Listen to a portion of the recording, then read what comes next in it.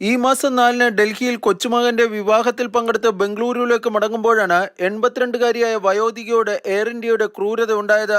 യാത്രക്കായി Delhi T3 ടെർമിനലിലെത്തിയ വയോധികയ്ക്കായി നേരത്തെ wheel chair book ചെയ്തിരുന്നു. മുൻകൂട്ടി ബുക്ക് ചെയ്ത വീൽ ചെയർ ലഭിക്കാൻ ഏതാണ്ട് 1 മണിക്കൂറോളം കാത്തുനിന്നുവെന്നാണ് വയോധികയുടെ കുടുംബം പറയുന്നത്. വീൽ ചെയർ ലഭിക്കാത്തതിനെ തുടർന്ന് വയോധിക കുടുംബാംഗങ്ങളുടെ സഹായത്തോടെ നടക്കുന്നതിനിടെ മുഖമിടിച്ചു വീണ് ഗുരുതര പരിക്കേറ്റു. മൂക്കിനും ചുണ്ടിനുമേറ്റ ഗുരുതര പരിക്കുകൾക്ക് പുറമെ തലച്ചോറിൽ രക്തസ്രാവവുമുണ്ട്. ഡൽഹിയിൽ വേണ്ടത്ര ചികിത്സ എയർ ഇന്ത്യ നൽകിയില്ലെന്നും കുടുംബം പരാതിപ്പെട്ടിട്ടുണ്ട്. കൊച്ചുമകൾ പാറുൽ കൻവർ സമൂഹമാധ്യമത്തിൽ പങ്കുവച്ച കുറിപ്പിലൂടെയാണ് ഈ ക്രൂരത പുറം ലോകം അറിഞ്ഞത്. സംഭവത്തെക്കുറിച്ച് എയർ ഇന്ത്യക്കും DGCAയ്ക്കും കുടുംബം പരാതി നൽകിയിരുന്നു.